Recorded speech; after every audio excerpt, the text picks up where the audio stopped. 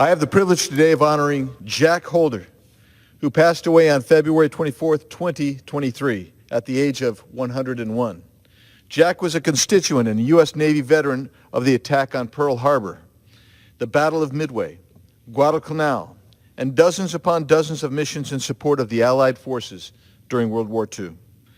Born Joseph Norman Holder on December 13, 1921, Jack was raised in a farming family in Gunter, Texas. Jack's father served in the trenches of World War I, and his uncle flew crop dusters over the family farm.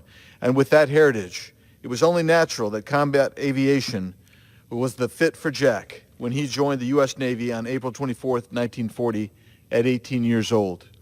Jack attended boot camp and trained as an aviation machinist and mechanic in San Diego. He was then assigned to Flying Boat Squadron based on Ford Island in Pearl Harbor, Hawaii. Jack recalled how soon after he lined up for roll call that fateful Sunday morning, the first bomb was dropped on Pearl Harbor only about 100 yards from him. He wrote how he heard, quote, the screaming aircraft with the rising sun insignia and loud explosions, and how, as I looked up, I saw a plane circle and head straight for me, so he jumped in a nearby ditch. Jack never forgot that moment, seeing the face of the pilot, hearing the roar of the plane's engine, and the sight of his guns aimed right at him. Nor did he ever forget the prayer he offered. God, don't let me die in this ditch. Thankfully, Jack was spared, and that ditch would become a makeshift machine gun nest that he would man for the next 3 days. After the attack at Pearl Harbor, Jack flew missions in support of Hawaii and Midway. At Midway, Jack's aircraft was the second to spot the Japanese fleet, but his was the first to transmit the fleet's position clearly to the USS Yorktown. Jack's crew would later fly 48 missions in support of the Solomon Island campaign, including at Guadalcanal.